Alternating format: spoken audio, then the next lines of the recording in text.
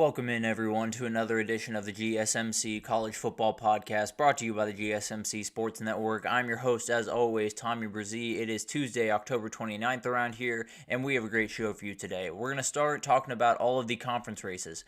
We have about a million things to get into because all of these conference races have a ton of logjams up at the top. There have been some thinning out over the last couple of weeks, but not necessarily quite as much as we wanted. And then we'll get into some winners and losers of this past week. A&M boosters have to be feeling pretty good about the investment they made to buy out Jimbo Fisher right about now. And then we'll get into a little bit of a Week 9 whip around all of the games we didn't have a chance to get to before. A lot of Group of 5 games that I want to get you guys updated on, including one of the craziest comebacks you will see in all of college football and football in general, really. And then you'll get into Week 9 superlatives, a ton of different things, biggest win of the week, individual performance of the week, statement of the week, and so many more. And then we'll finish off with a top 15 Tuesday. Definitely going to expand this just a little bit down the stretch of the season because we got some big games coming up, and I want to make sure you guys know who I have on my bubble. There's one team that's missing from my top 15 that might be a little bit surprising to some people. But before we jump in, I do want to remind you all we get tons of questions and comments throughout the show, and the best way for you all to get your question on the screen, we can have fun back and forth here, is to use that super thanks feature on the bottom of the chat at the super chat feature, at the bottom of the chat on the Sports Network page. You can click on that $sign, add any question, comment you'd like. It'll pop up on the screen and we can have fun back and forth here. Definitely want this to be interactive as we head into the home stretch of the season, as it were. But let's go ahead and jump into this because these conference races are getting a little bit more understandable, a little bit more attainable, a little bit more digestible, but at a certain point, it's continuing to just get absolutely off the walls crazy, and there's still plenty of teams that are very much in the fight, and it includes 6 or 7 teams here, depending on the way that you cut it. There are a lot of different teams on this list that absolutely can make a little bit of a run in this conference this upcoming year. So the SEC in general, A&M's up at top. They're sitting 5-0 in conference play, playing really, really good football right about now. So they're fine. They're doing what they need to be doing, no doubt about that. Then you have a couple other teams. You got Georgia, Texas, Tennessee, LSU, and Alabama. All those teams are very much in it. Ole Miss is in it as well. I want to say that, are they really 5-3? I feel like that record's wrong. Apologies if it is. They could be 6-2. But at the end of the day, those feel like the 7 teams that are actually in the hunt, that have an ability to possibly go on to get to the CFP, to possibly, in some cases win the conference. I feel like that's kind of reserved for those top 4 teams right there because they have a couple of games coming up against each other, and if they take care of business and then whoever wins those games, that will be the team. Those will be the teams in Atlanta at the end of the year. So it's kind of a hard thing to break down because it feels like we have about 7 teams. I think it's 3, maybe 4 spots in the CFP, probably 3, the way that everything's starting to shake out. So who could that be? You have the Texas A&M game, likely going to knock one of those out, but let's just say Texas is 10-2 at the end of the year. It wouldn't be the most impressive resume, but let's be totally honest with each other. That Longhorn definitely gives them a little bit of boost in the conversations for the playoff. Alabama runs the table. They're 10-2. That creates another problem. You have to figure out how good their schedule is comparative to other people because a 10-2 A&M, a 10-2 Alabama, 10-2 A&M would have the win over LSU, and Alabama would as well, and you'd have to figure out how you kind of go about that. A&M won it at home, Alabama won it on the road, the margin of victory, it would be a nightmare to figure out. But the reality is, it feels like we're heading for a logjam in this conference. It feels like we're heading for a ton of different tiebreakers to be kind of imposed here one way or the other. Now, we could avoid that altogether. Let's say Tennessee goes down to Athens in a couple of weeks, loses to Georgia, and then Texas goes to A&M in a couple of weeks, loses to A&M. It would be A&M and Georgia, no question about it. If Texas wins out, it would be Texas and Georgia, no doubt about it. If Tennessee beats Georgia, it would then be Texas and Tennessee. So you're pretty much looking at those 4 teams for the conference championship. LSU could get back into the hunt, only being 3-1 in conference, so still have an ability to find their way back into this thing. But as of right now, it feels like those 4 teams at the top are going to be the ones that you're watching down the stretch of the season, at least for the SEC title. For the CFP, I believe there's about 7 teams going all the way down to Ole Miss. I feel like everyone has a shot. Missouri, I've talked about. I think they're out of it. Arkansas, no way. I can't imagine a 3-loss Arkansas is going to ever find their way into this thing, even if they were to beat Ole Miss this upcoming weekend. But At the end of the day, if you want to break it down into real contenders and real pretenders, I think the best way to do it is probably just break it down by this list, if I'm being totally honest. I do think those 4 top teams, and really those 3 top teams, but let's say those 4 top teams for the time being, are probably the ones that you're watching for the CFP, just because there's not that much room to go around. I think Alabama could win out and be a 10-2 team. I'm not even sure there would be room in that case, because then you might have 11-1 Texas, a 10-2 A&M with a win over LSU, a ton of different teams, and possibly a close loss over a team that's in the playoff already in Notre Dame. There's a lot of things that are going to be coming into play over the next couple of weeks, but I do feel like Georgia, Texas, Tennessee, and A&M are in the catbird seat right now. They have to win out. If they win out, they are in, all of those teams. So Texas would have to beat A&M and vice versa, or Georgia would have to beat Tennessee and vice versa. And those would be the teams that hypothetically have the chance to get to the SEC title and then possibly win it. But at the end of the day, it feels like it's about 7 teams, those 7 teams right there, competing for about 4 or 3 spots in the CFP. I don't know who gets them, but at the end of the day, with a lot of the other logjams we're about to look at, wouldn't be surprising to me if there were a couple of 10-2 teams in the SEC that were on the outside looking in. Then we move over to the Big Ten, and this one, probably the most digestible of all of the conferences, and it's not necessarily all that easy to break down, but it is one that you see the division. It's those 4 teams up top, and it's pretty much everyone else. Now, Illinois is a team that hypothetically could get to 10-2, possibly be in that fight. I think way too many things would have to happen for Illinois to get that done. So I'm not necessarily putting too much stock into Illinois down the stretch of the season. With losses to Penn State and Oregon, they're essentially out of the Big Ten title race, and I don't think they're going to get back into the CFP race. But you look at the other teams there. Indiana, rolling right along. There's a very good argument to be made that they're the second best team in this conference right now. I think Oregon, obviously the number 1 team in the country, very well could be the number 1 team in the conference. But at the end of the day, I think there's so many different things that can happen the rest of the way. Ohio State could beat 2 of the teams right on top of them in Penn State and Indiana, move up to the top, and then we get that rematch with Oregon. We could have Penn State win this upcoming weekend, kind of bury Ohio State, but then they might not even go if Indiana is able to beat Ohio State as well. So we could find a world where Ohio State's just entirely left out of this conversation in general, which would be absolutely crazy. I also think there's I don't want to say more likely, but definitely a scenario where you have 4 11-1 teams at the very top of this conference. Let's say Ohio State wins out, Indiana, Penn State only lose that game and none others, and Oregon loses a game along the way. That's going to be 3 11-1 teams as you head into that conference championship. I think it would be Ohio State, Oregon. I feel pretty good about that. But at the end of the day, it would still be all over the place in terms of who gets into the CFP. You probably have to let all 4 in, which would then probably take a little bit away from a team like Alabama, who's 10-2, or a team like Texas, possibly, who's 10-2 at the end of the year.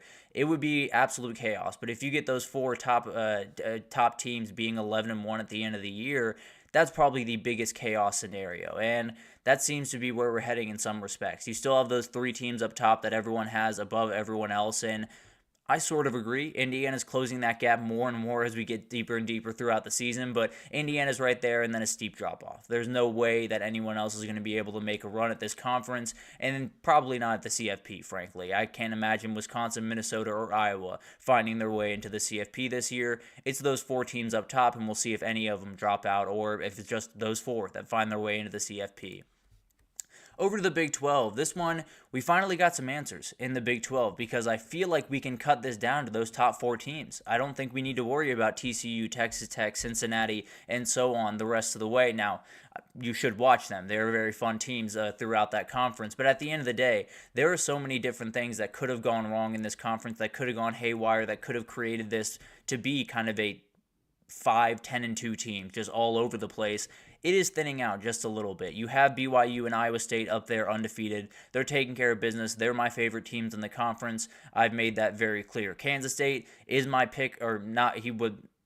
That's confusing. He was my pick to win the conference at the beginning of the year. Then in my midseason redos, picked Iowa State to win it. So I still have Kansas State in the championship. Still think they're going to run the table, but they need a little bit of help. BYU's got to be able to win the rest of the way. They have to avoid pitfalls at Utah and Arizona State. Iowa State, same thing with Texas Tech, Cincinnati before that KSU game. So a lot of things moving in that direction for this thing to kind of be worked out. Now, Colorado could take over this entire thing. They have 1 loss in conference, 2 losses overall. If they could absolutely win out, find themselves in Arlington at the end of the day, and possibly make the playoff. Now, they could win out and not find their way into Arlington. They don't necessarily play a lot of the teams above them, and a lot of the teams above them could just handle their business. And then you have a 10-2 Colorado team that missed out on the Big 12 title, and you have to figure out how to handle that. So that's a whole problem for the CFP committee to handle. But at the end of the day, I think it is a conference that has thinned out quite a bit. You do have those 4 teams up top.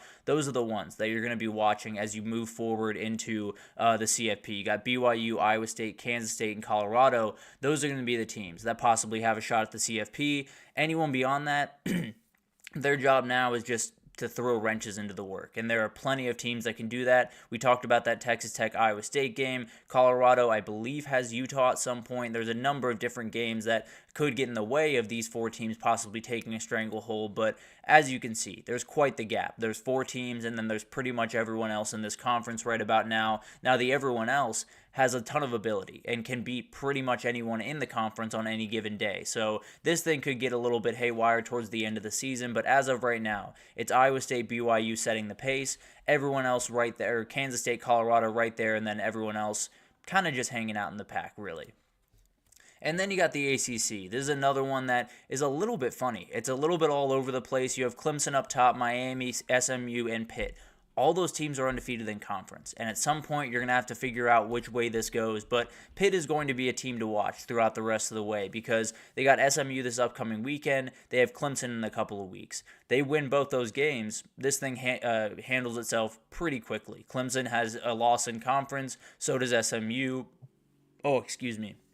They both have 2 losses on the season, and Pitt and Miami likely go to the ACC championship. Now, if SMU were to beat Pitt this upcoming weekend, I don't know what that would do in terms of if Pitt were to lose those 2 games, they're definitely out of it. A 10-2 Pitt is probably not getting into the playoff field, although they've had an incredible season, wouldn't necessarily have the resume to get into the CFP if they were to lose these 2 games coming up. But they could go 1-1. SMU could win out the rest of the way, be 11-1, and then you have a Clemson team that could possibly lose to Pitt, be a 10-2 team, but only have 1 loss in conference, one of the losses being to Georgia. There's a lot to figure out in this conference, and Miami is still a team that I'm very worried about from a week-to-week basis, just being able to handle their business, not have to worry about anything, not have to give their fans a heart attack, which we'll talk about in the next segment here. But overall, I think there's those 4 teams up top. And then there's the chaos team, which is Virginia Tech. If they were to win out, and I think a couple of things go their way more than anything else, because I think they play Clemson in a couple of weeks. I could be wrong. They do play Clemson in a couple of weeks, as I've written down here. And then as long as Pitt falls a couple of times, they could be in this thing. And that would be the craziest turn of events and would probably confirm the ACC as a 1-bid league if I had to imagine. But at the end of the day, there's going to be so many things going on the next couple of weeks where Pitt SMU, if Pitt wins, they move on. They're definitely the team. SMU's probably out of the hunt for the CFP going forward. I think if SMU wins, a lot of things get a little bit crazy, but Pitt would have to beat Clemson to stay alive in this conference. So I do think it's going to shake itself out. I tend to believe that SMU and Pitt at some point are going to stumble the rest of the way, but they haven't yet. So it's hard for me to say that with absolute confidence. Obviously, someone has to lose this upcoming weekend. If it's SMU, you can pretty much write them off in this conference race. Having a loss to someone above you this deep in the season, not necessarily where you want to be if you're SMU. So overall, I think you look at all 4 of these conferences and you try to break down which teams are actually in the hunt, which teams aren't. You could have 4 undefeated or 11-1 teams in the Big Ten. You could have 4 in the ACC. You could have 3 in the Big 12. And you could have a lot of SEC teams that are right around that area, whether it's 10-2 or 11-1. I think there's going to be a lot of teams that are 10-2, that are maybe even 11-1 in certain respects, maybe 11-2 after a loss in your conference championship, and you look up and you're not getting into the playoff. I know that sounds crazy, but the deeper and deeper these undefeated teams like BYU and Iowa State and Indiana and Pitt, I was blanking on the last one, and Pitt, the longer these teams go into the season being undefeated, the higher those chances become. So all of these games in the latter half of the season, Texas falls to Florida in a couple of weeks, they're probably out of it. And it's crazy to think because they could go on, beat A&M and be, probably 3rd or 4th in the conference. it wouldn't necessarily matter if you have 11-1 teams up in the Big Ten, if you have a million things to figure out in the Big 12, and then you got the G5 to figure out, and then you got Notre Dame that could come into the mix. So it could be those, I believe 20 teams is what I counted earlier, competing for 10 spots in this thing, which would be absolutely insane and would be a crazy last month. And that's what we're going to get into. We're going to have to figure out how we navigate that. But at the end of the day, we'll take our break and we'll figure out all of that in a later date. But we'll take our break here. And when we come back, we got some winners and losers from this past weekend. One of the biggest winners is all of the A&M boosters, because that investment feels pretty good right about now. But I'll break it down right after this. I feel like I'm losing my mind. Is everybody in the world blind? Please, Lord, give me a sign, a sign. I feel like I'm losing my mind. Is everybody in the world blind? Please, Lord, give me a sign, a sign. I wanna be the greatest. Everybody on the fake shit. I look around and feel like everybody is the fakest. I make this every day and I'm impatient, hoping one day I blow up from the basement. Statement, the top is so vacant. I don't hear shit that I think is amazing. Waiting for my day when I'm playing sold out shows for 1,000 faces. Hey, give me that crown. Get in my way and to be put down. It ain't your place, all this my town. If I want that shit, then I'll get it right now. I'm losing it, the noose it fits. I'm losing shit, a stupid myth. You choose to live or choose to dip. You choose to fight or lose your grip and lose a gift. I feel like I'm losing my mind. Is everybody in the world blind? Please, Lord, give me a sign, a sign. I feel like I'm losing my mind. Is everybody in the world blind? Alrighty, welcome back everyone. We just got into some of the different conference races, tried to break it down as best I could. Frankly, there's going to be a lot of stuff happening over the next month. We will keep you updated with it all, but it's going to be crazy. I feel like there's about 20 teams competing for about 10 spots right about now. Notre Dame falling out would help out quite a bit, but as of right now, they're plugging right along and they're doing their thing. So going to be interesting to watch. We will keep you updated as it unfolds, but let's get into the week 9 winners and losers, because there's quite a few to go around, and there's one that I left off on here and I feel terrible about it, but I'll break it down at the end for you guys. But winners and losers from this week 9, that was a little quiet at times, not necessarily the most explosive week that we've had, and makes me think about next week, but I'll get into that tomorrow. But a number of different things I want to break down, and we'll start with the A&M boosters. They got to be feeling great right now, because, man, did they take a lot of crap for firing Jimbo Fisher, giving him $78 million, pushing him out the door, and it was the right decision. I'm not arguing that at all. There was no question that at the time, it was the right decision to move on from Jimbo Fisher. They had done that thing time and again. They were in year 5, felt like the exact same team. So I was not necessarily against that decision by any means. But they did have to fork over quite a bit of money, and they're going to have to continue to do that until 2031. Those checks are going to feel pretty good to write if Mike Elko is still in that building. I can promise you that. He has got to feel really, really good going right now, where all that money that you're going to be spending on Jimbo Fisher over the next little bit, you are more than happy to write that check now. You are more than happy to keep him away from your program as long as Mike Elko is in that program. Because the reality is, if Mike Elko was 5-3 and having big issues across, development, and maybe the offensive line wasn't playing great and a lot of different things, it would be a little bit tougher. I would probably put them on the loser list if I had to imagine, but as of right now, they're in the driver's seat of the SEC, and I gotta imagine those checks that they're writing to Jimbo Fisher feel a little bit lighter than they did about 6 months ago. But incredible weekend for the A&M Aggies, and they got to continue it going. We'll talk about that game at South Carolina tomorrow, because it's a sketchy one, no doubt about that. Loser was the 2 lost teams. We just talked about it. It is going to be a nightmare to find your way into the CFP if things hold the way they are. Obviously, there's going to be a lot of chaos down the stretch, but if you watch BYU, if you watch Iowa State, if you watch Indiana right now, I don't know who's beating them. They're playing really, really good football, and I don't think there's a team in front of them that's really going to cause too many problems. But at the end of the day, definitely could thin out a little bit. But there's going to be a lot of two lost teams that are just left out. Let's say Illinois goes 10-2. They got 2 losses at Penn State and at Oregon. That's not going to get them into the playoff. And I know that sounds a little bit crazy, and it's going to be one of the reasons that the Big Ten goes in February and says, we want 16 teams and we want more automatic bids.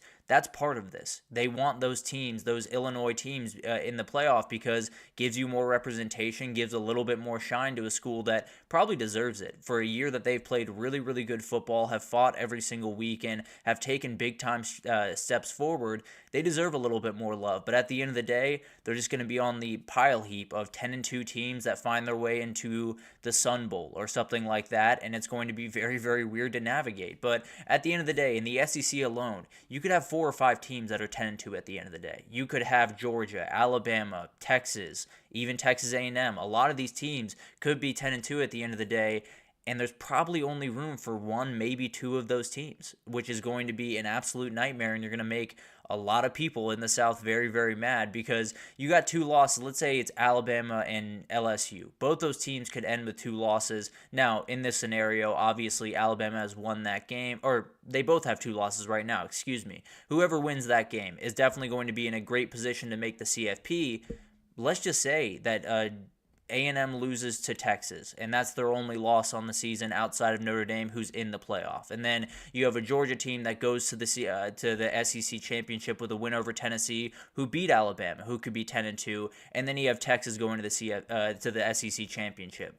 There's no way Alabama gets in. That's 4 SEC teams that you can very easily make the argument that that is better than them, and that would be quite the thing to watch. A 10-2 Alabama team not making the CFP is not something I had on my bingo card, but very well is something that could happen the way that things are shaking out right now.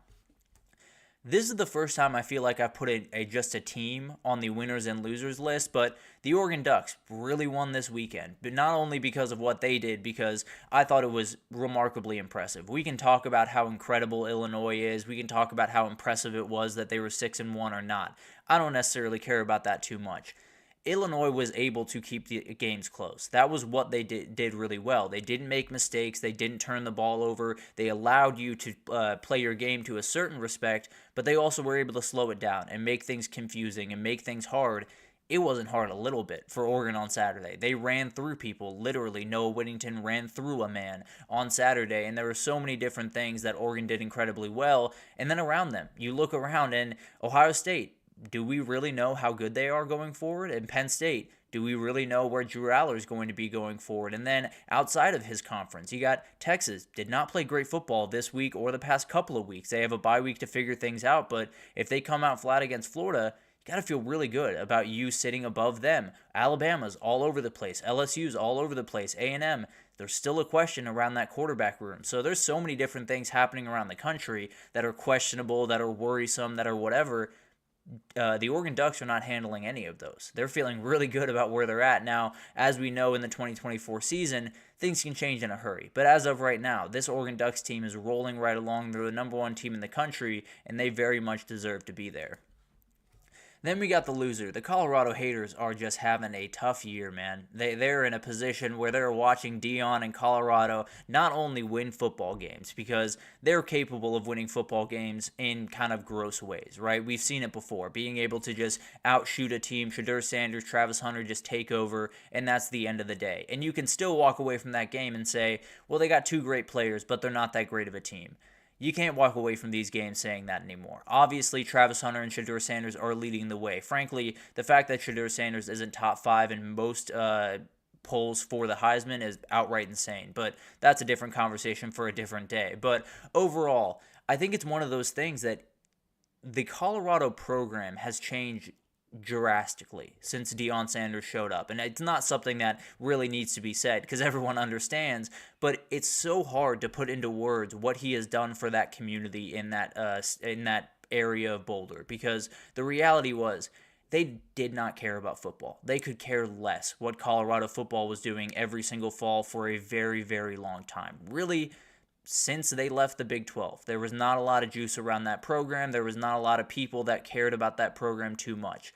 Then Deion Sanders came into town, and immediately the crowds got bigger. Immediately the buy-in got more. And in a world where you need money from the fans to succeed, buy-in is everything. So there's going to be talk at the end of the year of him leaving. I have no doubt about that. I don't think he leaves. He's been very, very steadfast in saying this is where I want to be. He's recruiting high school at a much higher level, and it's definitely something that I've talked about for a while. I think it's something he needs to do as you move forward. But at the end of the day, if he were to leave, if he were to walk up out of the doors at the end of the year, maybe go to the NFL with his son like a lot of people have said, although I don't think that's all that likely, whether he goes to another school like Florida State, I don't know. To me, it doesn't necessarily matter. What he's done in Boulder has totally changed that program forever. We can talk about how it's going to be a little bit of a downturn after he leaves, no doubt about that. But he's done things that have totally changed the way that program is going to work going forward, because those fans, regardless of it's Dion or not, they've been shown their love for Colorado football again. And that was something that needed to happen. So I don't know what happens the rest of the way. I don't know what happens with Dion after this season. I do know that he has totally changed the culture around that program, and he has totally changed the way that that program is seen around the country, which is really special. In a couple of years, it's something that I didn't think was going to be done. I'll be totally honest. I was one of those doubters at first, but really like Dion, cannot say enough about the job that he's done, and hopefully they can keep it going and shock the world possibly. And then the winner were the unforeseen undefeated teams, because this felt like a landmine week. This felt like a week where a lot of things could go wrong. You had BYU going on the road and being an underdog that I fell into the trap of UCF. Pitt had a game against Syracuse. I picked Syracuse to win that game. I thought that was going to be much closer than it was. Indiana was playing a landmine spot against Washington without their starting quarterback. They all won. They all just took care of business the way that they have all season, and it's not that I want these teams to fall off. I very much love seeing Indiana, BYU, Pitt, and a lot of these other teams succeed. It's just getting confusing. We're getting in deep into this season, and I'm having very hard time figuring out who is the best team, who is the worst team, who's the most deserving compared to the best, and we'll get into that in the top 15. I've run into a bit of a dilemma in the top 15 that could create a lot of shifting around next week, but we'll talk about that when we get there. There's a lot of different things going on around these teams. It's very weird, it's very confusing, but man, it's special. Getting to see BYU, getting to see Indiana get the love that they deserve in this season has been awesome. I could argue that they're not getting enough love, including Pitt, especially Pitt, but at the end of the day, they're winning football games, they're doing what they're supposed to do, and they're very much in the fight for a CFP spot. A loser is people looking for answers. We talked about it in the segment before, and obviously we have gotten some. The Big 12 helped us out just a little bit this past weekend. LSU going down sets up a must-win game for both Alabama and LSU in a couple of weeks, so we got some answers. The reality is we're still sitting here with a lot of things to figure out. Is Notre Dame going to be able to run the table and get into the fight? What a G5 team is going to do it? Is Boise State going to stumble again and open the door for a team like Tulane, or maybe even a team like Washington State all the way out there at 7-1? Are there going to be total turmoil in the Big 12 down the stretch? Or is BYU and Iowa State going to handle business, kind of pull away from everyone, be undefeated at the end of the year? So there's a lot of things going on. I remember at the beginning of the season, I made a prediction that there would be no undefeated Power 4 teams. I feel a little bit worse about that right about now. I'll be totally honest, but going back, I felt really good about that one. I didn't think there was this big gap between people, and there really isn't this big gap between people, but you look at the football that BYU is playing, you look at the football that Iowa is playing in Indiana and even Oregon up there, it's going to be really hard to knock off these teams. Now, we might get one handled with Penn State this upcoming weekend, but there's a lot of things that we're going to have to figure out the rest of the way, and there could be a couple of undefeated teams right now that in 2 weeks we've totally written off. Maybe that Pitt team just stumbles the next couple of weeks and we totally forget about them. But at the end of the day, if you're looking for answers, you're going to have to wait just a little bit longer in this college football season. Miami's fans' blood pressure has to feel great right about now, because this past weekend was the first one you didn't have to suffer a mild heart attack watching your game, because you were able to handle business against a vastly inferior team, which is just insane to say around this game. Just a total side point. The fact that I'm saying Florida State is the vastly inferior team to Miami is ridiculous, and something that Florida State fans understand. It's ridiculous. I don't need to, pour salt into the wound, but at the end of the day, for Miami, they got the thing that they've needed the entire year, and the thing that is going to set themselves up for long-term success, possibly give them a shot to win a national title. Run the football. That is what you need to be able to do. You're not going to be able to beat the Georgias, the Alabamas, the Texas of the world, or the Ohio States, the Oregons of the world, if you cannot run the football. That's just a prerequisite to being able to beat these teams. We saw it against Georgia and Texas. that was the reason that Texas got totally torn to pieces. Their offensive line did not play very well. They couldn't get the run game going, and when you have a quarterback that's not necessarily the most mobile in the world, you need the run game going. So they put Quinn Ewers into really bad positions. He didn't handle it well, and that game got away from him. And it's something that could happen to Cam Ward probably deeper on in the season once they face a team that's really a big-time worry. But at the end of the day, they were able to handle things. And that's kind of the biggest thing for this Miami team the last couple of weeks is just handle your business. Get up by a little bit. Don't have to worry about any comeback or anything crazy. Run the ball to victory. And that's exactly what they did. I think I said yesterday that they had 130 yards rushing. They had 230 yards rushing. So it was a much better day on the ground than I gave them credit for. But finally, losers are the people that were burying Alabama. I'm not saying that Alabama's all the way back. In fact, we'll talk about that a little bit later in the show. But at the end of the day, this was a tough week for a lot of those people because I think they were hoping that Missouri would come in there, get a gritty win, totally bury this Alabama team, and we wouldn't have to hear about them the rest of the way.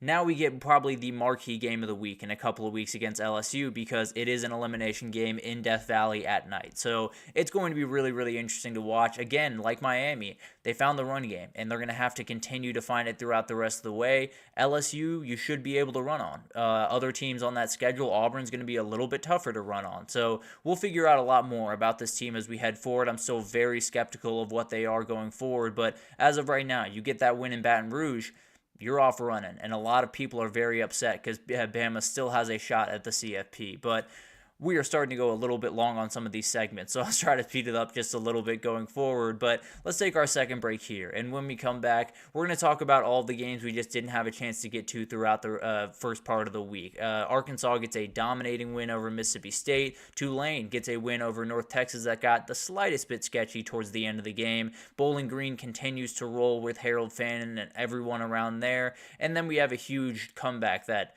I just cannot fathom, if I'm being totally honest. But I'll break it down right after this. Looking for your daily fix of sports talk without having to pay for it? GSMC Sports Network is available on YouTube. Just search GSMC Sports Network. Get your fix of daily sports talk shows on YouTube, absolutely free. NFL, college football, NBA, MLB, MMA, UFC, fantasy football, and so much more. GSMC Sports Network has shows running all day long, with new sports shows starting every 2 hours. Just like on your favorite cable sports channel, except GSMC Sports Network is absolutely free. Just search GSMC Sports Network on YouTube to catch one of your new favorite shows, like the GSMC College Football Podcast, Chip Shot Football Podcast, Hoops and Heels Women's Sports Podcast, GSMC Basketball Podcast, and so many more. Check it out for yourself. GSMC Sports Network, now available on YouTube absolutely free. Search GSMC Sports Network on YouTube right now. Alrighty, welcome back everyone. We just talked about the winners and the losers from this past weekend, and there were quite a bit, but I think the biggest winner has to be the pocketbooks of all of the A&M boosters because even if they're paying Jimbo Fisher a little bit of money, I think they feel more than fine writing those checks right about now. But let's get into a little bit of a Week 9 whip around. We had some big-time G5 games that you guys are just going to have to get updated on because there's some big-time implications around those games going forward, and we'll start with that Tulane North Texas game. This was a very, very funny game because you turn it on probably in the first quarter, first half. Tulane's dominating. They were rolling all over them. They were running the ball at will, and frankly, they almost topped 300 yards rushing in this game on 47 carries. Mekhi Hughes almost got to 200 yards. This team was absolutely dominant on the ground, and if you listen to my breakdown to going into this game, that was probably going to be the opening that they had. North Texas defense is one of the very worst in the entire country, and they took full advantage. Darian Mensah just continues to step up and play really, really good football. He does not need to be special. If you're going to be able to run the ball that way with Mekhi Hughes becoming one of the best running backs in the entire country, 10-13, 173 yards, 3 touchdowns, and a pick is going to do you plenty. You're going to be more than fine if that's your stat line moving forward, but this one was a little bit closer. It ended a little bit closer and hurt one of my best bets from past weekend, but that's okay. This one was 14 points scored by North Texas in the final 4 minutes of the game. Made this a little bit closer than it was, but at the end of the day, Tulane gets the win. They continue moving on, and still a team to watch in that G5 power race. If BYU loses, or not BYU, if Boise State loses one more time, this might just be the team lurking right there to take that spot. And then Arkansas just dominated Mississippi State. And it was a game that I pegged as a kind of an upset alert. I thought Mississippi State might be able to get it done. It wasn't even close. It was absolutely ugly. And Taylon Green is so much fun to watch. He's not the perfect quarterback. He does make his fair share of mistakes, but he does have a game like this one. 23 for 29, 314, 5 touchdowns passing, 79 yards rushing, and one of the most ridiculous scores on the ground that I've seen, because I don't know how the defensive lineman didn't get him, but he found a way not to. It was a Lamar Jackson type move, and man, Taylon Green is an absolute beast. He's one of those guys that this Arkansas team is really, really dangerous going forward. And it's because of the quarterback. They've had injuries at running back. They've had injuries at a number of different places across this team. But at the end of the day, if that guy's on the field, if number 10 is doing number 10 things, you're going to have a problem with Arkansas. They got Ole Miss this upcoming weekend. They got Texas later in the year. They could easily be a CFP spoiler the rest of the way, and that would be quite something to watch for Sam Pittman and the boys. But this is a huge bounce back for Arkansas. They needed this one very, very badly, especially if they wanted to go bowling.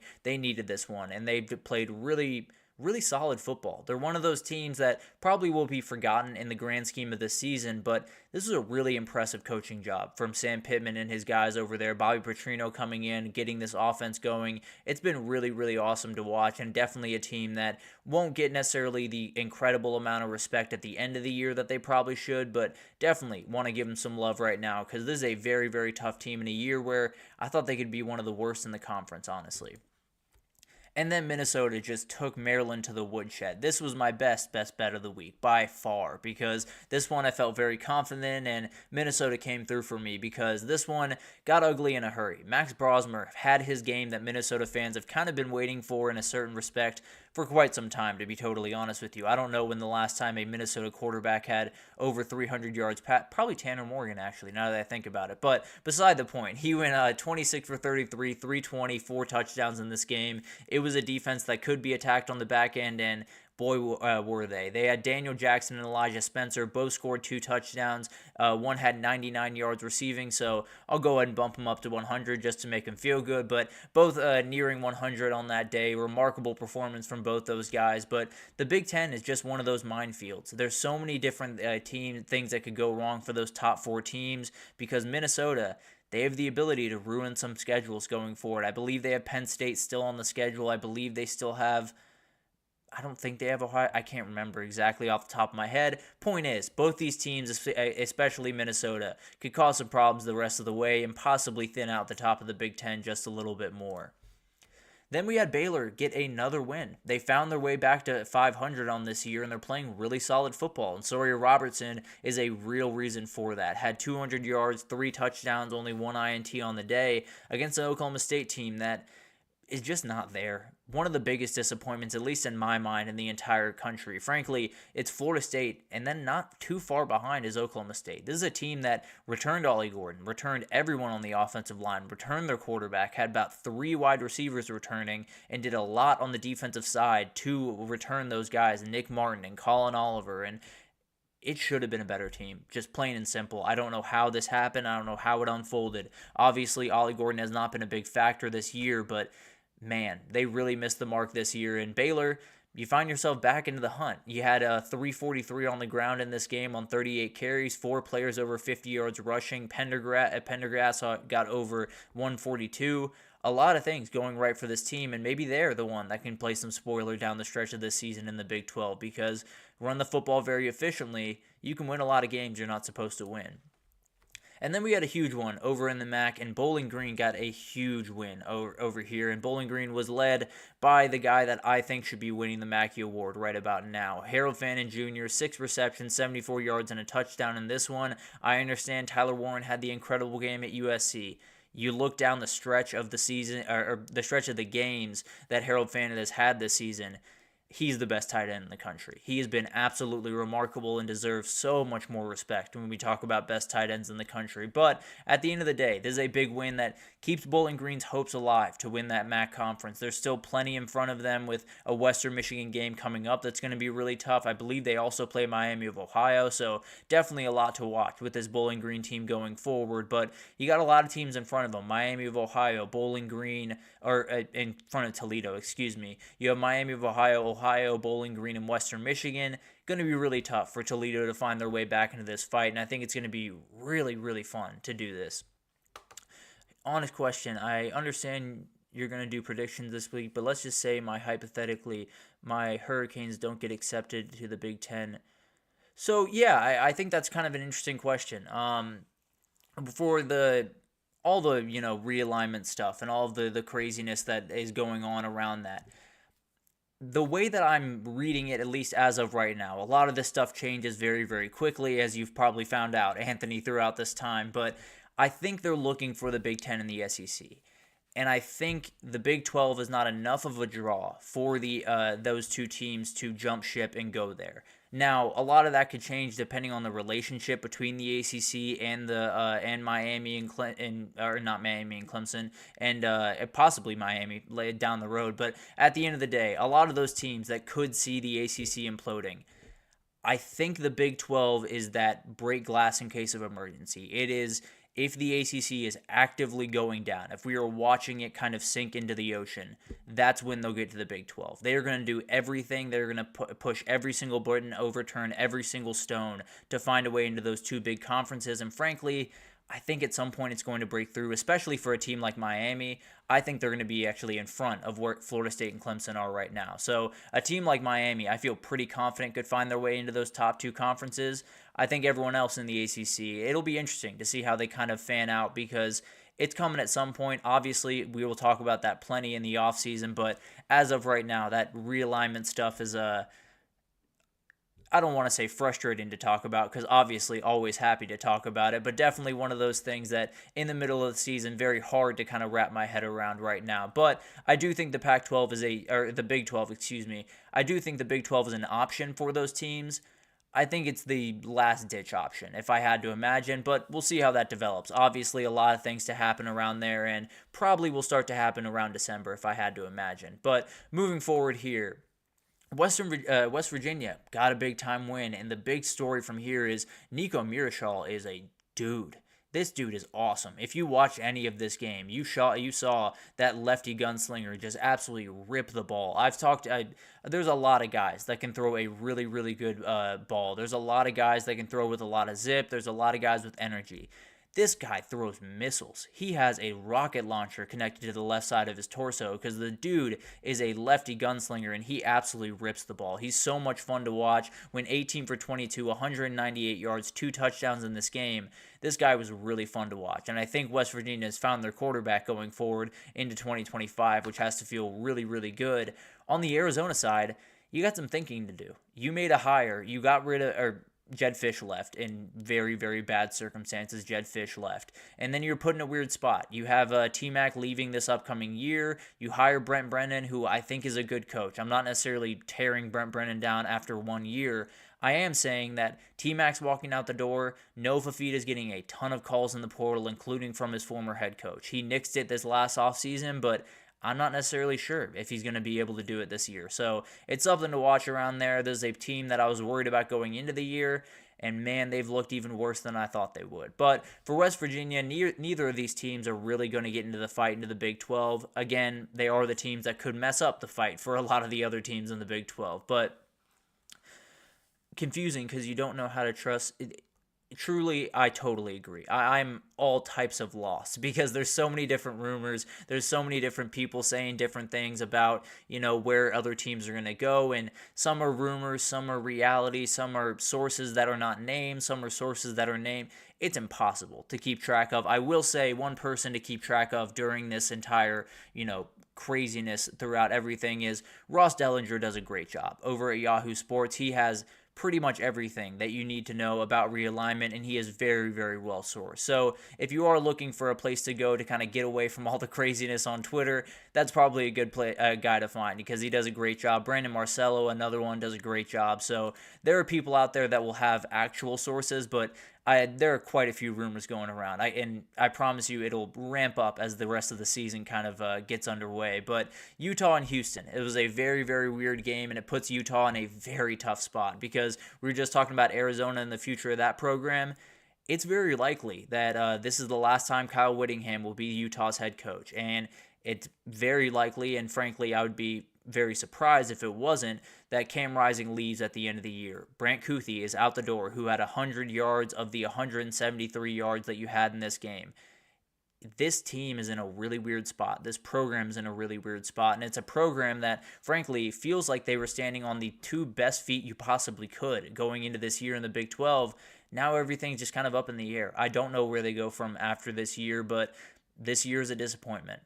One of the more disappointing years in the entire country, and obviously, losing Cam Ward has a big part in that, but at the end of the day, this is a tough team, and I don't know if it's getting better in 2025, I'll be honest. And then for Houston, it's a game you needed to win. It was a huge win for this program, because although Utah's not the dominating team that we thought they were going to be, it is Utah. It is something that a lot of recruits will look at and say, man, they beat Utah on their home floor, especially from kids from Houston. They might start looking at you just a little bit more aggressively down the stretch, which is absolutely huge for this program. And then you got this one. San Jose State had a really good opportunity here. If they were able to win this game, they still have Boise State and UNLV on the schedule. They could make some noise, but at the end of the day, they lose this one. They put themselves in a really, really tough spot going forward. But in this game, Fresno State scored 33 unanswered points after a first-minute touchdown from Nick Nash, who, if you're not watching Nick Nash over at San Jose State, do yourself a favor and go find him. And then it was just domination from Fresno State. They got a field goal, a very sad field goal from San Jose State to finish this game, but overall, a huge win for Fresno State. San Jose State still has Boise State and UNLV on the schedule, so possibly could create a little bit of a mess in the Mountain West going forward. Two of these teams, they feel like they're behind Boise State and UNLV. I feel pretty good that those are going to be the teams that are sitting at the top at the end of the day. That being said, Colorado State, SDSU, still right in there as well. So we'll talk about those teams down the stretch a little bit more, but going to be a weird finish in the Mountain West that could have a lot to do with the CFP. And then we finally got to just touch on this game very quickly. Tulsa trailed by 28 points at halftime in this game.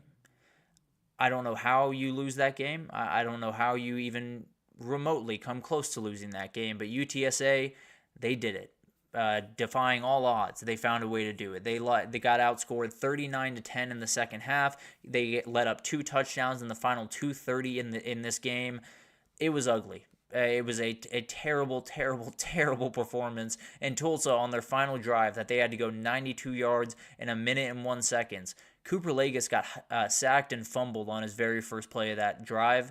They just went on to, I believe it was 8 plays, so 7 plays, essentially. They went 92 yards in 1 minute. It was absolutely insane. This team just found a way to get it done. It was one of the craziest results of the entire college football season, and I just had to touch on it there for a second. Huge shout out to Tulsa, UTSA. Hopefully you can bounce back, because you got a pretty interesting one this upcoming weekend. But a lot of those games, not necessarily the biggest games of the weekend by any means, but there's a couple of those teams there that will have factors in the CFP going forward. San Jose State could be kind of the spoiler out there in the Mountain West and kind of ruin their fun to try to get a CFP bid, but a lot of different things happening around these different conferences, and we'll obviously keep you updated with it on all fronts. But let's take our third break here, and when we come back, we got to talk about the superlatives from this past weekend, biggest win of the week, individual performance of the week, statement of the week, and so much more right after this, so stick with us.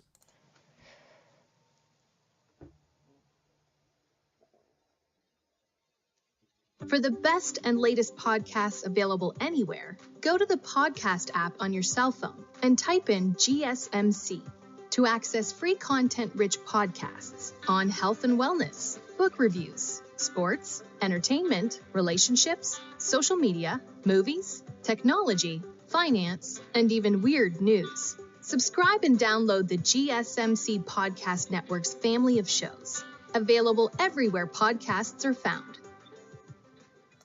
Alrighty, welcome back everyone. We just talked about some of the other games we just didn't have a chance to get to on yesterday's show. Wanted to make sure you guys are fully up to date on those because a lot of them would have a ton to do with the CFP playoff going forward. But let's get into the superlatives for this past weekend because there's quite a few of really, really interesting ones. I don't think this weekend was quite as A&M centric as a lot of people want it to be. I kind of wanted to spread the wealth just a little bit here because they could dominate a lot of this, and frankly, they did get quite a bit of shine here. But at the end of the day, wanted to highlight a lot of the other big-time wins around the country, and we'll start with the biggest win of the week. Not necessarily the game of the week, not necessarily the blowout of the week or anything like that, just the team that sent the biggest message, the team that, it's hard to describe. A team that kind of did what they needed to do, earned respect, got up closer to the CFP, however you interpret that. There's a number of different ways to go about it, but I think Oregon, this one sounds a little bit crazy, but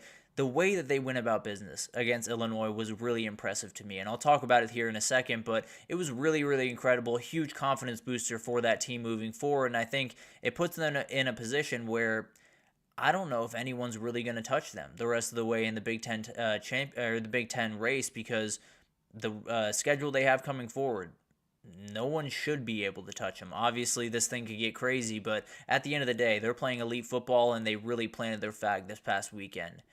Then you had an Indiana team that played really, really good football in very bad circumstances. Curtis Rourke not playing in this game is one of those things that you feel like an undefeated team playing really good football, but the offense has been kind of carrying the weight for a lot of the season. Losing your starting quarterback, could things go awry? It didn't at all. They were able to handle business, really go about it really efficiently. D'Angelo Ponce is an absolute star in the making. They're doing incredible things out there, and I think it's one of those teams that just continues to become a little bit more like reality of them being in the CFP. But the winner to me is Boise State. This was a win that is maybe bigger than any other one this past weekend because they put themselves not only in the driver's seat, but very firmly in the driver's seat for the CFP G5 spot because I'll be totally honest,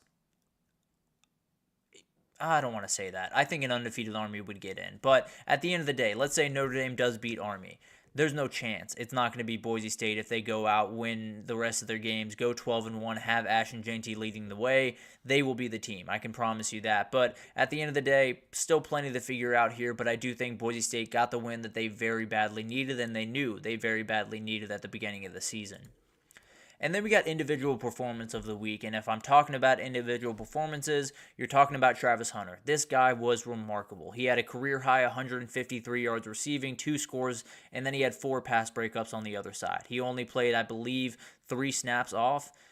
It's insane. It's one of those things that every single week, I think I'm going to be a little bit more tame to it. I think I'm going to be a little bit more understanding of it, or at least let it roll off my back, and every time my mouth drops open. I don't get it. I don't get how he does it. I don't even understand how he practices throughout the week and then does that. But at the end of the day, he is a different human. He is a different person. He is an alien. So he's going to do him. He's incredible, and I cannot wait to see what he can do the rest of the way.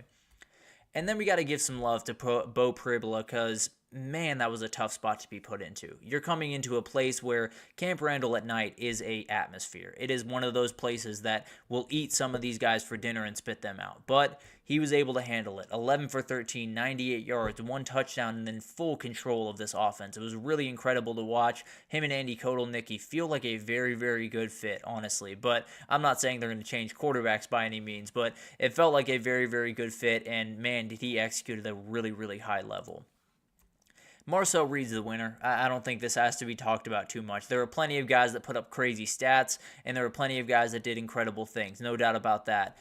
When you walk into that energy, when you walk into that atmosphere and totally change that building in a play, essentially, because he walked onto the field, scored on his very first play, this entire thing changed. The entire game changed. The entire season changed for A&M when he walked onto the field. He went 2 for 2 in passing game, 70 yards passing, including that big one over the top to Noah Thomas, 9 carries, 62 yards, 3 touchdowns. The dude was in full control. It's not going to be, the gaudy stats that everyone loves to see, but at the end of the day, he was remarkable, and he was one of those guys that was put in a really tough spot and responded as well as you could have imagined he would respond. But moving forward to statement of the week, we're going to stay right in College Station because that was a very big statement, no doubt about that, because there's been so many years where A&M's played good football to start the season. We have seen this time and again. It's always October. October's the one where you lose 2 or 3 games, things start to go awry, and you end 8-4, and things go really, really terrible. This was not that. You won a game going into November over a top 10 team at home, and you put yourself in a position to very well make the CFP, make the SEC title game, and be a team that is going to be a problem for the rest of the way, and really for quite some time to come. So this wasn't, a dead cat bounce where you beat Alabama a couple of years ago in that stadium. Great moment. You were also 0-2 walking into that game in conference play. You finished 8-4. This isn't a rival. This is totally different than that game against Bama. The Bama game was cool. The Bama game is an awesome moment. This was the moment for A&M. And then for Notre Dame, I think this was a huge statement for them. I think it was one of those teams that a lot of people were poking holes in. And frankly, I still have holes to poke. And Navy did a rather good job of handing them that game in a lot of ways. But at the end of the day, they are very firmly where they need to be and continue to on that quest for a CFP spot, because it was a really dominating performance. That defense flies around, and Riley Leonard throwing the ball with confidence is a very interesting thing for this program going forward. BYU is my winner. I think this was one of those games that I picked UCF like an idiot. But at the end of the day, the magic of I thought the magic of the BYU Cougars just had to come to an end at some point. It's no longer magic. I will argue, it was magic early on in the year. There were a lot of turnovers. There were a lot of things that were just bouncing their direction and finding a way to get them wins. It's no longer that. They're playing really, really good football. This team is awesome, and they do the thing that not a lot of people around the country are doing, consistently winning football games. And then we got the loser of the week, and yes, that is Ohio State. They did win the game, but man, they lost this week. I don't know where they are. I don't know what this team is going forward. I don't know how much they can do. I don't know if they can win a national title. I don't know if they can win this weekend against Penn State. There is so much confusion around this program going forward. I will say program, actually, because you lose this weekend at Penn State, Ryan Day's getting kicked out the door and you're having to restart. So this program is in a weird spot going forward. But as of right now, obviously you still have everything in your hands. You still got that win. So not the biggest loser of the week, but a lot of things to figure out in Columbus that I don't think they were thinking that they would have to figure out this year. LSU has to be included on here. Obviously, the chance was there to take over the SEC, to give yourself some wiggle room down the stretch, and essentially punch your ticket to the CFP, and the second half was just terrible. And frankly, I think there could be a lot of talk about Brian Kelly and making halftime adjustments and all of that type of stuff. Reality was, there wasn't too many adjustments to make. You make those 2 field goals, you're up 16 points, you're feeling really good about the way you're going about business. I think it was just A&M making all the adjustments in the world and really executing at a very high level. So I'm not out on LSU by any means, but I do think that was a moment where you had a chance to really take that next step. You left it on the table. But the loser of the weekend is the Florida State Seminoles, as it has been for, you could argue, pretty much every week this season. But let's be honest, you went from a 13-0 team, a team that, frankly, I said, and I probably will continue to say, deserved to be in the CFP. Doesn't matter. You went 1-7 the following year, and now it doesn't matter how many times you get to say that we deserve to be there, Alabama shouldn't got in, whatever you want to say, does not matter. You lost, and this is a very, very indicative performance of why they probably were right to keep you out. Now, I wouldn't necessarily say that. I think there's a lot more at play here, but at the end of the day, 1-7 out of the bowl eligibility before even November is not remotely where Florida State thought they would be this year. Moving on to surprise of the week, I think the Ohio State struggles were very surprising to me. They're a very weird team. They're one of those guys that just feels like they're kind of stuck in the mud right now. Whether it's the run game or the pass game not getting going enough, or the defense maybe having a couple of more holes against Oregon than we thought they would, just feels like they haven't brought it all together. It feels like they have all of these remarkably talented units and all of these remarkably talented players, and they're not playing as 22 guys together. They're not playing as 11 guys together on the field at the same time. There's so many different things that they're going to have to figure out, and it's one of those things that I'm going to give them the benefit of the doubt for the time being, but a lot of things can change in the next couple of weeks around Ohio State for the next 5 years, 10 years for Ohio State. A&M's turnaround was another big surprise to me, and it's not necessarily taking anything away from A&M or what they're capable of. It was more just LSU looked like they were just flowing in the first half. It looked like a lot of things could have gone wrong, and they still were going to be able to win that game because they were in full control. They weren't necessarily running the ball all that effectively, which came back to bite them, but Garrett Nussmeier was absolutely ripping the ball all around the field. He was doing everything you possibly could have wanted. And then it was just like a coin flip in the second half. Everything was totally different for that team, and A&M had a lot to do with that. I think LSU made their fair share of mistakes, don't get me wrong, but at the end of the day, I think A&M's adjustments were really the reason they won that, not necessarily LSU just not making adjustments or not doing the things they needed to do.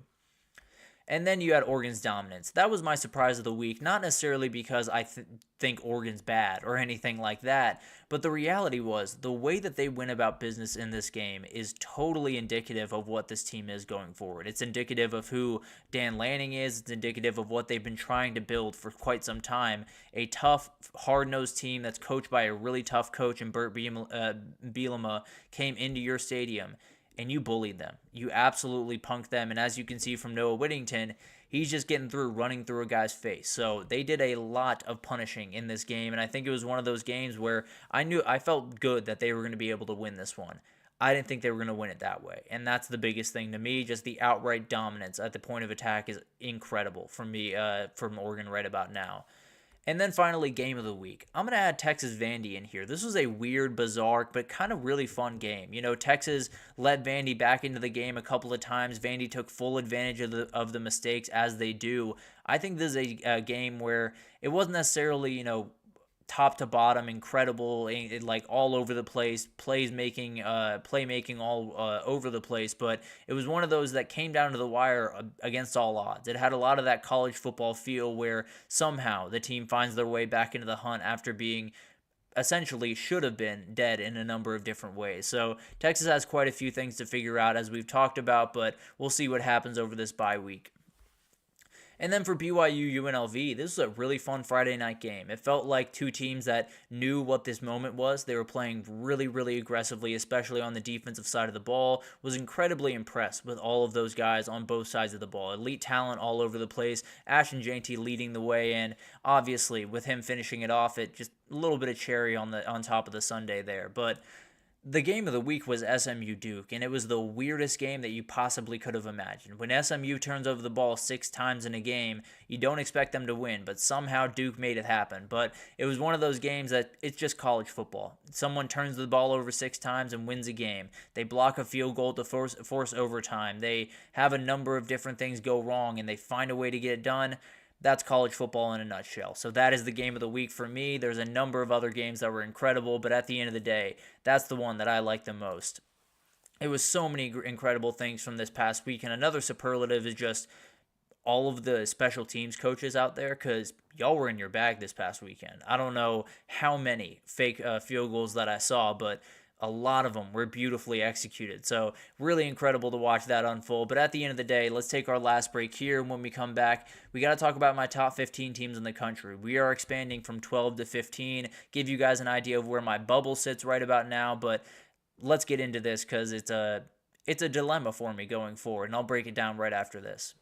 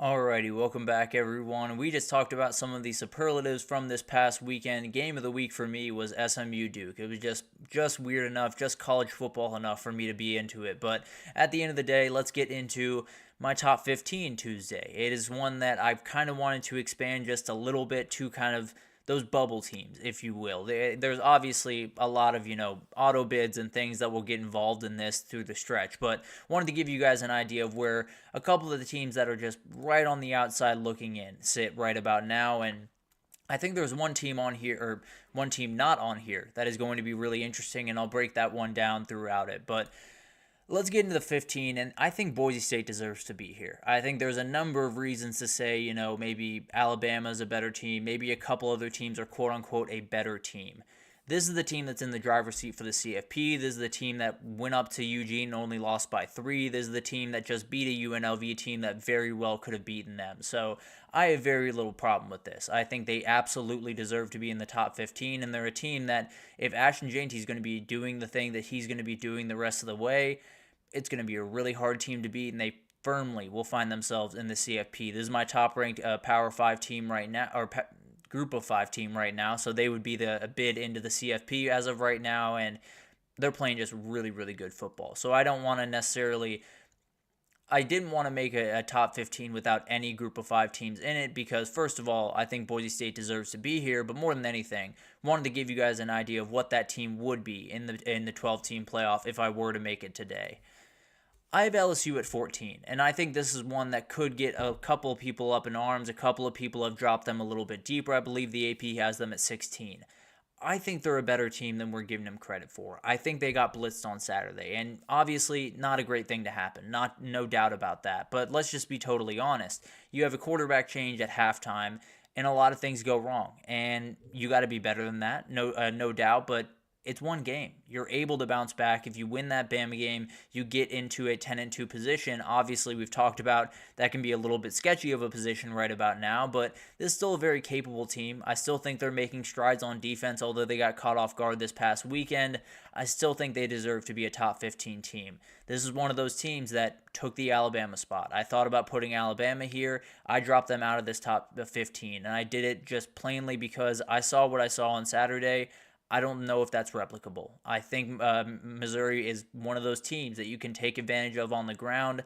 I don't think a lot of the teams coming forward, they're going to be able to do it to the same degree. So I still am very worried about Alabama. That would be the team that would be here, but I think LSU is just that touch better. So I'm going to go with LSU here, and Alabama's probably sitting at that 16 spot, if you will. But BYU, I have at 13, and it's one that I want to rank them higher. I'm getting into a point of the season where I'm getting worried that I'm putting a little bit too much stock into what I think these teams should be and not what they have done. And I try my best to avoid that as best I can. There could be a massive switch next week where I just go fully off what you did this year. I'm not focusing anything on what I think the team is or how talented I think the team is. That could be a flip that happens next week, so be on the lookout for that. But as of right now, I think BYU being 13 is relatively fair. They've been playing really good football. I still think some of the ways that they're winning these football games are a little bit unsustainable, but they've sustained it for 8 weeks. So who am I to say that they're not sustainable? They're playing really good football and definitely deserve to be at least in the conversation for that CFP spot. Then you got Notre Dame, very much a team that has played really good football the last couple of weeks. I think this was a big performance for me this last weekend. I understand Navy kind of handed the ball away a couple of times, did not play clean football, and let Notre Dame, in a lot of ways, get that big-time margin. But at the end of the day, they're finding their way on offense, and that's the biggest thing for me. I needed to see not only Riley Leonard hit 200 yards passing, not only Riley Leonard complete 70% of his passes, I needed to see him just step into a throw and absolutely rip it. I needed to see him step into a throw and not second guess for a second. Just absolutely tear the ball downfield. He did that a ton in this game. It was very, very fun to watch, and I think it's one of those things that for pretty much all of last year, Sam Hartman was not necessarily as willing to do. If you unlock that part of the game, if you get a very confident throwing of the football Riley Leonard, things get a little bit more interesting for this Notre Dame team, so that's probably why they bump up a little bit. I think you could argue BYU should be above them, and I had a really hard time. I'll just put it at that. But I do think Notre Dame's my number 12 team right about now. And then Iowa State. They stay pat at number 11, and they're quietly a very undefeated team out there in the Big 12. I think they're a really, really good team. I think their offense hasn't necessarily even found itself yet. I think they're going to be an absolute force down the stretch of the season and is going to be just impossible to deal with for a vast majority of everyone around the country. So it's going to be incredible to watch that one unfold, and this is a team that I really, really like down the stretch. Tennessee is a team that I fought myself on. I thought about dropping them a little bit more, but when I look at that defense, I just can't. They're a team that if you're going to have that defense, if you're going to have the ability, hypothetically, to run the ball the way with Dylan Sampson they have been, you're going to be really successful. You're going to be able to win a lot of games. They have to play better football when they go down to Athens, Georgia, but at the time being, they're playing really good football. They're definitely a top 10 team. They're definitely in a position to make a run at the CFP. I worry that they're not quite on the level that they need to be to beat that Georgia team and to get to the SEC championship and the CFP, but as of right now, it's hard to necessarily poke too many holes in this team.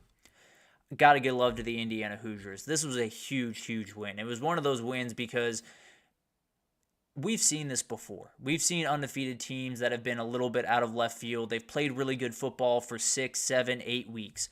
And then something happens, whether it's an injury to a star wide receiver or a quarterback or a coach wouldn't get fired, but something happens in that program where things go a little bit awry. This was a huge one. Curtis Work walking out of that game totally changed that offense, and they were able to handle business. They were able to go about their business pretty comfortably, and the defense stepped up in a huge way, and they did incredible things this past weekend and really proved to me that this is not necessarily just an Indiana team that's having a good time right now. This is an Indiana team that very much is a CFP contender going forward. And then we got Clemson at 8. This continues to be the team that I'm a little bit higher on than most, it feels like, but they're as talented as a lot of the teams up at the top that we're talking about as national title contenders, and they are firmly in the driver's seat for the ACC title. Barring a slip at Pitt, they'll be able to get there and be firmly in a position to make the CFP, so I really like what this team's doing. I think that defense is one of the more underrated units in the country. And then we have another defense that I think is one of the more underrated units in the country. A&M, that defense is just ridiculous. They're one of the very best in the entire country, and it feels like they're treated as, I don't want to say gimmicky, but just not necessarily the elite level that I think they've been playing. They're absolutely all over the field. They got after Garrett Nussmeier when absolutely no one else on earth could have, and they got a couple of picks in some big-time moments. So this A&M team continues to rise. The worry that I do have is that quarterback position. What happens this upcoming weekend when you know that Marcel Reed is going to be the quarterback will be something to watch. But at the end of the day, when you have that defense and all those athletes that they have, it's a hard unit to beat. There's no doubt about that. Texas is one that I thought about dropping a little bit further. I'll be totally honest. There is some O-line issues on that team that I don't really know where they came from. There was a lot of dominance early on in the year, and it wasn't like, they didn't play the elite offenses, no doubt about that, and they didn't necessarily play elite defenses across the board. What they did play is a really good unit up there at Michigan. What they did play was a unit at Oklahoma that can cause problems. They were able to handle both those groups, and the O-line has not been good the rest of the way. Quinn Ewers is one of those guys that a lot of people are tearing him down for the performance this past weekend. If you watch that tape and come away with it's Quinn Ewers' fault, I don't know what to tell you. I don't want to say you don't know football, but just don't talk to me about football respectfully, because that's not remotely what happened. Both balls got tipped. There was not a lot of good play from the offensive line in the moments that he needed it. It was one of those things that I think Quinn Ewers is fine, and I think a lot of the issues that they have can be fixed in the bye week, but as of right now, if that's the O-line you're moving forward with, no chance you're making the CFP, no chance you're going into College Station and not getting torn to pieces. And then we got Miami at number 5. This is a team that gets a little bit of a bump because they did the thing that I've just been begging them to do for the entirety of the season. Well, not the entirety of the season, but for the last little bit. I've been just been begging them to get a boring win, to run the ball, to play defense, to do your thing, not have Cam Ward be a superhero, and that's exactly what they did. I absolutely love to see it, a team that very much deserves some love, and I was a little hesitant to bump them over Texas the last couple of weeks just because of some of the issues and some of the, close calls that they've had. I still think they're very, very closely tight, but I do think Miami did just enough this past weekend to bump above the Longhorns. Ohio State is a team that I'm giving the benefit of the doubt for now, and that would change very, very quickly this upcoming weekend if they were to lose. But at the end of the day, this is a team that is very, very talented. This is a team that handled business. This is a team that has played really good football. I think at Oregon, they could take that game from Oregon and beat 99% of the teams in the country. But at the end of the day, you're playing a Penn State team this upcoming weekend where you got to get the win. If you don't get the win, then a lot of things go awry, and I can promise you that this number 4 position will not be where Ohio State is. Frankly, I kind of had to talk myself into this one. I didn't want to move them down too far. I didn't want to bury them by any means, but I got some worries, and definitely they could even move down with a win at Penn State. As crazy as that sounds, I think if they don't necessarily win in dominating fashion, if Penn State hands them a couple of opportunities, especially if Drew Aller's not playing, it's a team that I'm very worried about. I'll put it that way, and I think I'm putting him at number 4 right now. I'm giving the benefit of the doubt right now, but a lot of things could change this upcoming weekend. Penn State, kind of a weird team right about now. I think this last weekend, really to me, was probably the most impressive win of Penn State's year. It was one of those wins where you're down at halftime, you're in a tough environment, and then you just get punched in the face one more time with Drew Aller going down. They were able to handle it. That's absolutely huge for this team, and I think the biggest thing is it's a huge difference between last year and this year when it comes to coaching staff. They made all the changes they needed to make and did a really, really good job in this game. Georgia at 2. They were stagnant this past weekend, so they were just kind of hanging out. But the reality is we saw what happened in Austin a couple of weeks ago. If that's the D-line you have going forward, certified title contender, and frankly, I think they're going to find the offense at some point, and that's downright terrifying for everyone involved in Georgia. But they have huge games against Ole Miss and Tennessee coming up after that Florida game this weekend. But at the end of the day, this team's playing really elite football. Still plenty of hurdles to get over, but definitely one of the top 2 teams in the country. And then you got number 1. I don't think much has to be said here. They definitely proved this past weekend that they are deserving of that top team in the country moniker, and were awesome on both sides of the football. They are the standard right about now. I think a lot of things should change in a hurry. If Ohio State gets a dominating win this upcoming weekend, they're right back up there with you. So it's a lot of confusion going on right now. A lot of teams that I just can't get a beat on. I'm trying my best to figure out who's better than who, and trying to reward Indiana as much as I can, trying to reward teams like Pitt and teams like BYU as much as I can. But there's only so far I can go. There's only so far I can go till I get to the Oregons, till I get to the Ohio States and Texas A&M and Tennessee's, and I have to say, are they really beating that team? But at the end of the day, there could be a huge calibration for me, because I'm getting to that point of the season where I feel like I'm putting a little bit too much projection on it and not quite enough what happened in the past on it. So you could see an entirely different top 15. I can almost promise Oregon's going to be number 1, but you could see an entirely different top 15 next week, because I'm starting to get a little bit impatient with some of these teams that aren't playing elite football week over week. But we'll get there. We'll definitely break that down next week. But that'll do it for this edition, this long edition. I'm really going long the last couple of days. Appreciate everyone listening for as long as this is, but that'll do it for this edition of the GSMC College Football Podcast, brought to you by the GSMC Sports Network. Your support means a lot to us, so please remember to subscribe to the show, leave a positive review. It does make a huge difference for us and for myself. Obviously, want this to grow as much as I possibly can. Also, follow us on Facebook, Twitter, TikTok, Instagram, all the social pages that you could possibly want. We have great people doing great work across every single sport you could possibly want. So anything you need in the world of sports, we have you totally covered over here at GSMC. But thank you once again for listening, and I will see you guys tomorrow.